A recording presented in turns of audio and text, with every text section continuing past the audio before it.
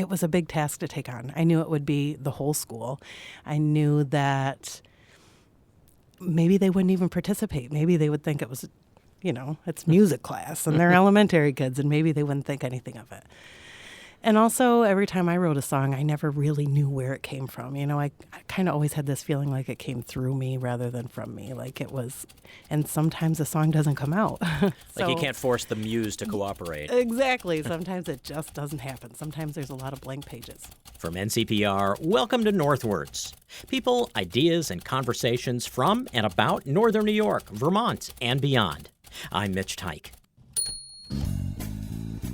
Support for the Northwards podcast comes from Joe Steiniger and Mary McDonald in support of the Adirondack Foundation, building stronger Adirondack communities.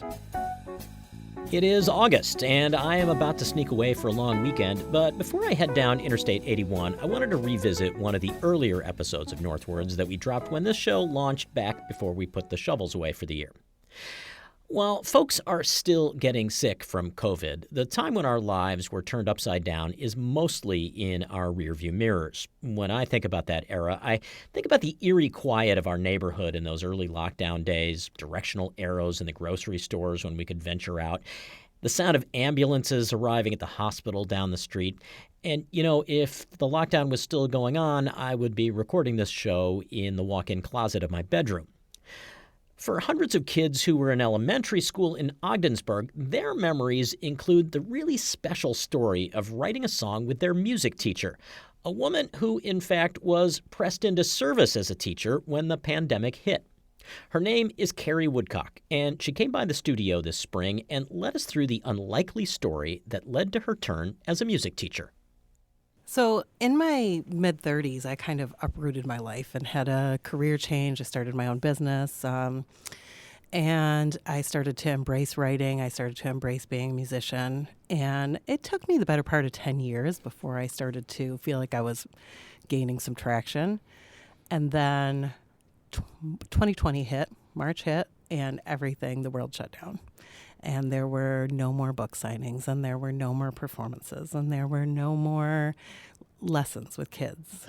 I did guitar and piano lessons. And there was no health coaching. There was no fitness classes. So basically everything that I had worked so hard, fighting tooth and nail to make happen, had been wiped out. Right. All of these things that you had worked so hard to do were largely in-person things that got taken away. Not even just largely, all of them, every single one of them. So I was definitely going through an internal struggle of, is what I'm doing even important? So it was in late August of 2020. I got a call from the superintendent at the local school district at Ogdensburg, and they said, would you be our elementary music teacher? And I said, what do you mean? Can I be the music teacher? Like, you can't just be a music teacher. I am a self-taught musician. I went to school for psychology, and I've never taken one education class. And he said that they had lost their certified music teacher. They had tried to find one. They couldn't find one in the area, and they asked if the Board of Education could appoint me as the long-term substitute. So they did all this before they talked to you. Well, they had had me in mind. They called me up, and I told him that I would do it, and he said I have to post the position one more time to make sure.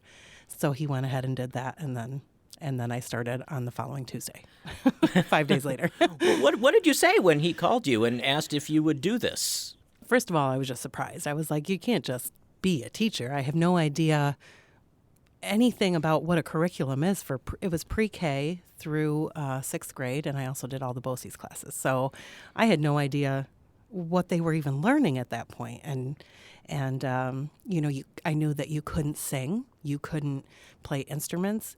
The students couldn't even come to my classroom at the beginning. I had to pile everything on a cart and go around to their classrooms. So it was in person anyway. It was in person. Okay. It was like hybrid. So Right. We did half and half. I had the students they did a rotational there. And then the way the schedule worked, because it was all a rotational, sometimes I didn't see kids for 4 weeks at a time, because that was just the way that the schedule fell for them. So it did become challenging in that respect. Some of the kids I took took a long time to get to know. So you couldn't sing, you couldn't play instruments of any kind? Not for the first few months. And then Because I guess people would be sharing things like drumsticks or shakers or whatever. after a few months, I was able to bring instruments, but I had to go through a cleansing process, and then they had to sit for 4 days before you could use them again. So basically, my risers in my classroom were covered in instruments all the time, and I would rotate the instruments as I cleaned them and then bring them to the next class. So you're kind of following instructions, but making that up as you go along.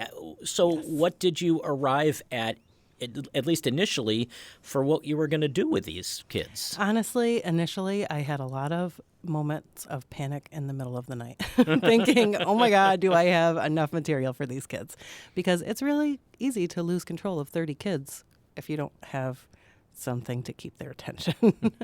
But initially, we just kind of plugged away at that. We did some song analysis. I played some songs, and we went through like what song structure was, the meaning behind the song, maybe a little bit of history of why people wrote the songs, like trying to connect, I guess, to the emotional aspect of it. And that went on for, how long? The first 3 months were like that, and then we went for Christmas break. And I had dinner with one of my friends over Christmas break, and she said, Carrie, why are you not doing what you do best with these kids? And honestly, it had crossed my mind. I thought about writing a song with them, but it was a big task to take on. I knew it would be the whole school. I knew that maybe they wouldn't even participate. Maybe they would think it was, it's music class, and they're elementary kids, and maybe they wouldn't think anything of it.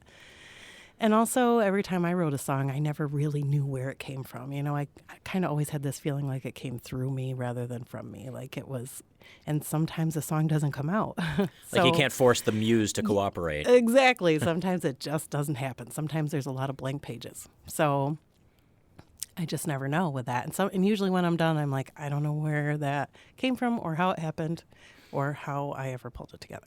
But you decided to give it a shot. I did. I decided that she gave me the little push I needed, and I decided to dive in when we got back from break.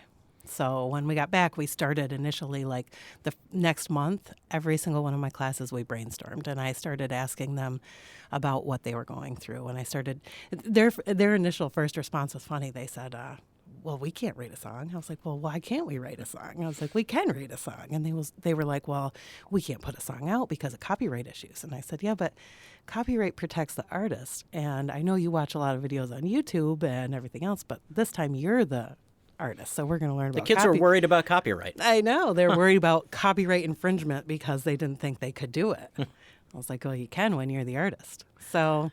So anyway, they really started to open up. It was surprising how quick they did. And they started talking about all the different things that they were experiencing and how much they missed. Birthday parties was a big one. How much they missed sports. And they also started sharing some other things about how grateful they were for their families. And, there were some kids that their parents were essential workers, healthcare workers, and they had a hard time because their mom was gone all the time.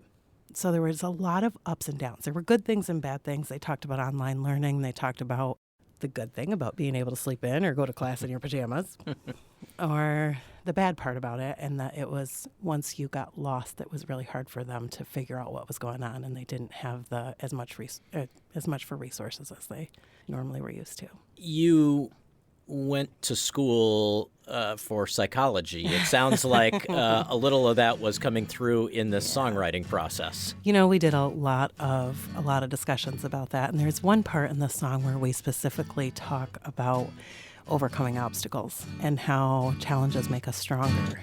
Through all these changes, my blind days are the strangest. It's good to see you if only on a screen. See you soon in person, my back will be hurting from carrying the whole world round with me.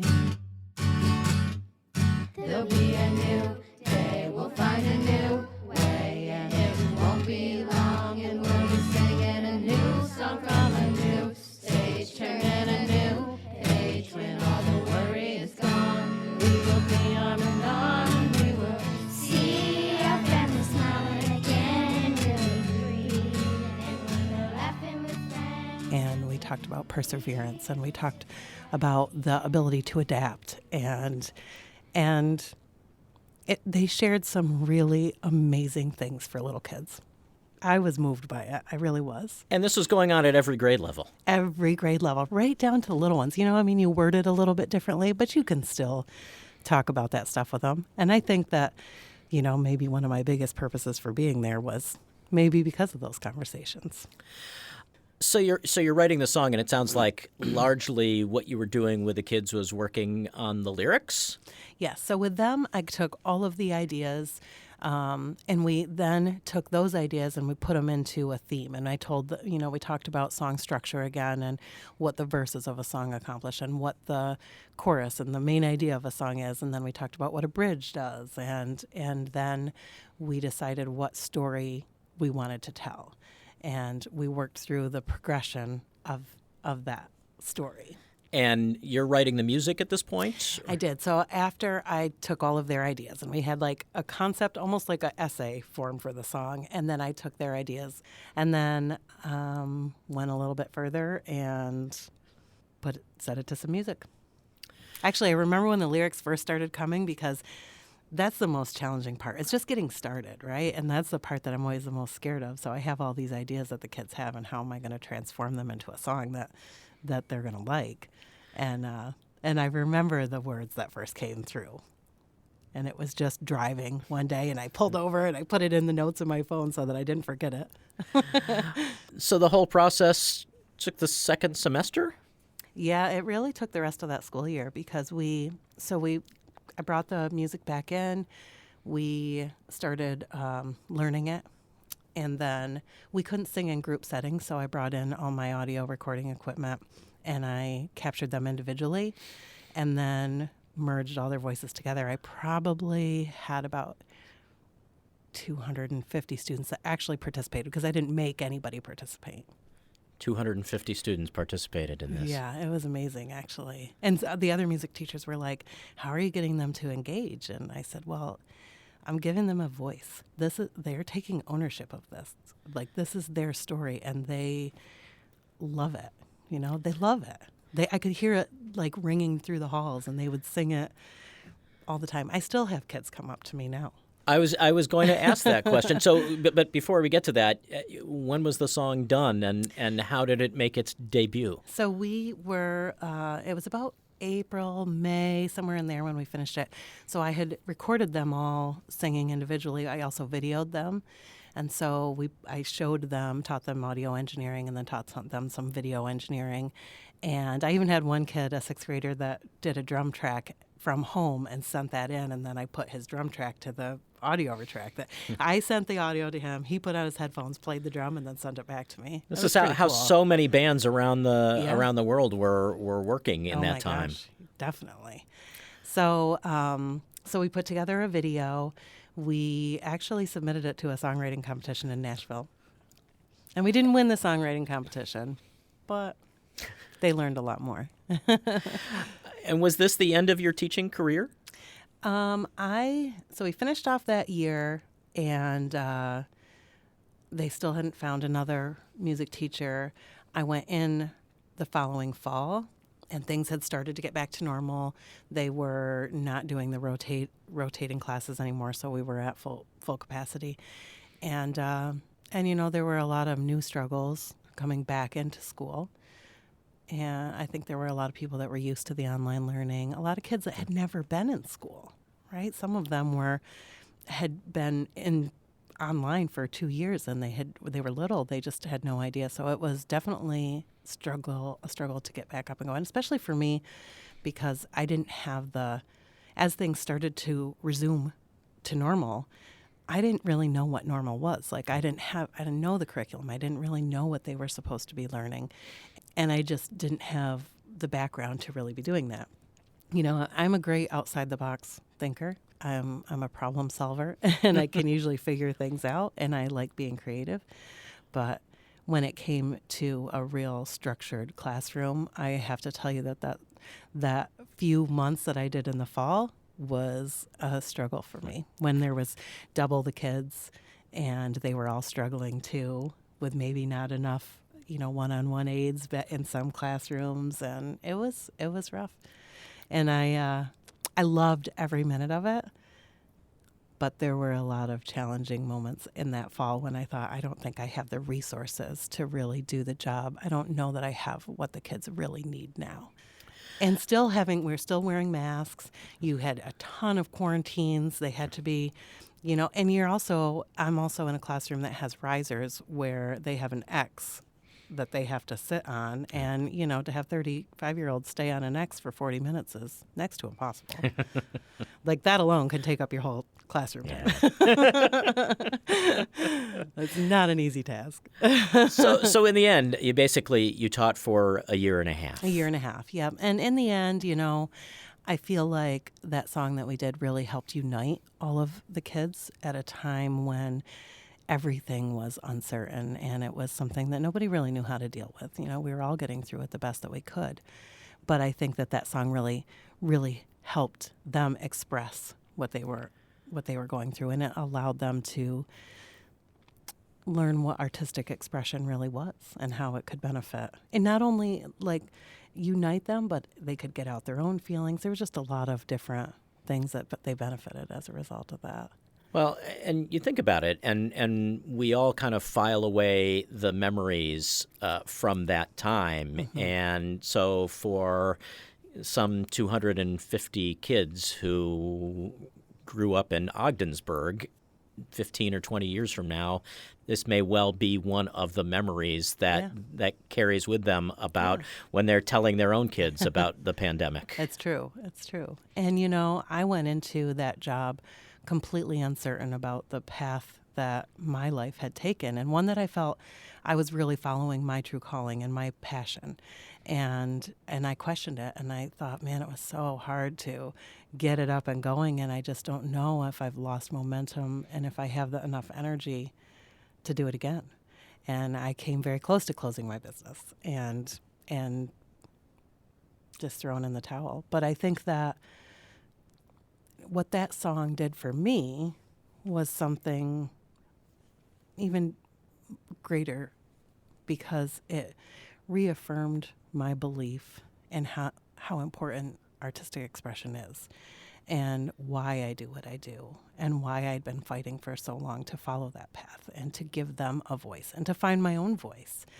It was something that I was questioning, and it was them that really, truly got me through and made me realize that I didn't want to quit, and instead I wanted to move forward with more conviction, because we weren't incidental.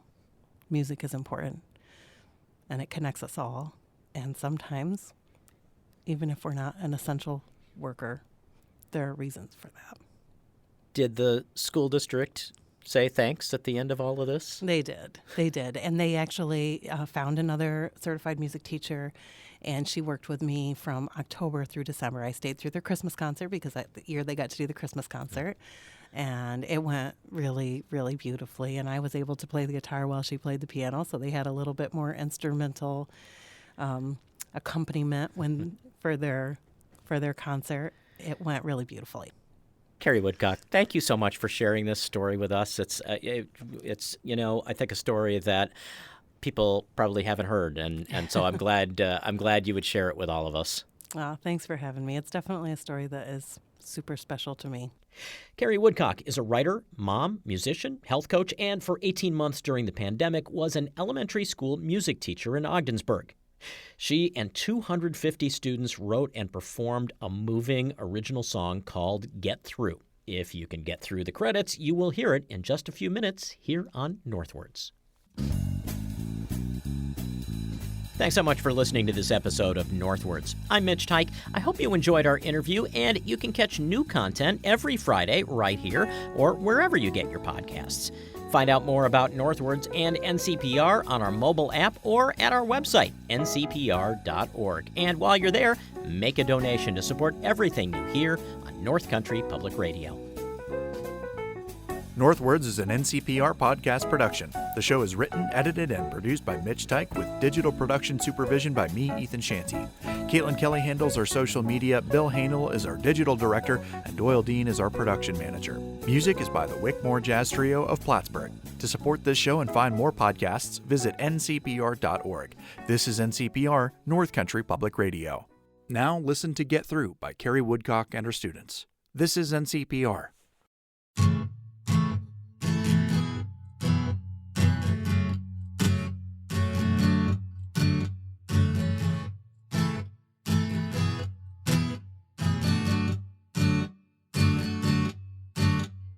Through all these changes, on the line days are the strangest. It's good to see you if only on a screen. See you soon in Person, my back will be hurting from carrying the whole world round with me. There'll be a new day, we'll find a new way, and it won't be long, and we'll be singing a new song from a new stage, turning a new page when all the worry is gone. We will be arm in arm, we will see our family smiling again, really breathe, and when we're laughing with friends, and we believe this is the light at the end, and we do what we do to get through. The time is taken, spring's gonna bring another staycation. So this year I'll make the most of my time at home. Can't wait till you can come visit, face to face how I miss it. Sometimes it's hard and I feel all alone. There'll be a new day, we'll find a new way, and it won't be long.